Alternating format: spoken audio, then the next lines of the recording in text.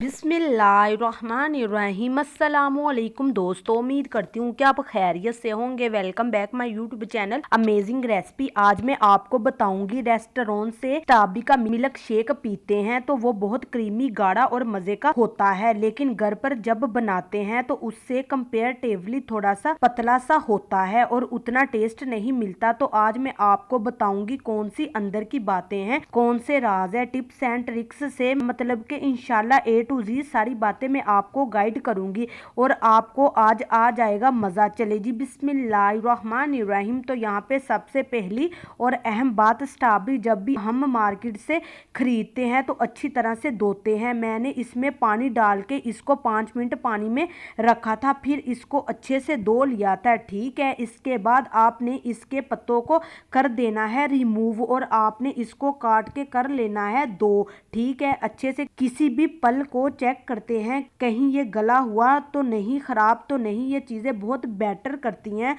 जो रेस्टोरेंट वाले नहीं करते। ठीक है, तो आपने घर पे अच्छे से इसको देख लेना है काट के। आपने क्या करना है, इसका मिल्क शेक नहीं बना देना। आपने क्या करना है, आपने इसको रख देना है फ्रीजर के अंदर ताकि अच्छे से फ्रीज हो जाए। और ये बहुत ही इंपॉर्टेंट स्टेप है, मतलब कि आपने ये नहीं सोचना कि ये सिर्फ ठंडा करने के लिए, नहीं, ये बहुत अहम स्टेप है। ये देखिए, इसको मैंने अच्छी तरह से बिल्कुल बर्फ बना लिया है। यही हमें सिचुएशन चाहिए। इससे क्या होगा, इससे क्रीमी टेक्सचर आएगा, आइस ऐड करने की जरूरत नहीं पड़ेगी। और दूसरी बात, बहुत ही दानेदार सा हमारा जो मिल्क शेक है वो बनेगा। ठीक है, तो चले जी बिस्मिल्लाहिर्रहमानिर्रहीम। ब्लेंडर का खूबसूरत सा जग लेंगे, इसमें स्ट्रॉबेरीज ऐड कर देंगे। ये तकरीबन 1 से 1.5 कप के करीब स्ट्रॉबेरीज है। इसके अंदर फ्लेवरिंग के लिए अगर आपको थोड़ा सा मीठा चाहिए तो चीनी आप ऐड कर सकते हैं, ऑप्शनल चीज है।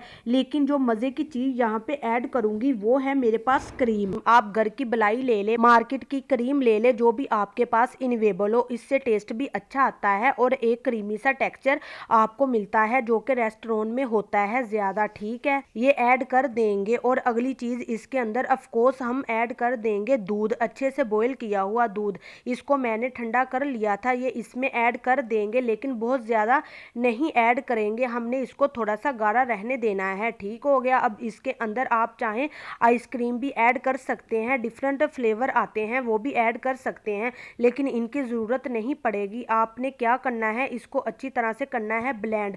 जब तक ये जूस होता है ब्लेंड, उसी दौरान अगर आप मेरे चैनल पर नए हैं तो आपसे रिक्वेस्ट है मेरे चैनल को सब्सक्राइब कर ले ताकि मजे मजे की वीडियो आप तक पहले पहुंच सके। और ये मेरा न्यू चैनल है, आपके सपोर्ट की जरूरत है। अब आपको इसके अंदर आइस डालने की जरूरत बिल्कुल नहीं है क्योंकि हमने स्ट्रॉबेरीज को अच्छे से चिल कर दिया था। ठीक है, ये एक अहम स्टेप है, फिर आपको बता रही हूँ ऐसा ही करना है। चले जी फाइनल लुक की तरफ चलते हैं। और यहाँ पर देखिए माशाल्लाह हमारा शानदार स्ट्रॉबेरी मिल्क शेक तैयार है। इस तरह स्ट्रॉबेरी फ्रेश जूस की रेसिपी के लिए हमारे चैनल के सेक्शन में जाइए। दुआओं में याद रखिए। दीजिए इजाजत, अगली वीडियो तक। अल्लाह हाफिज।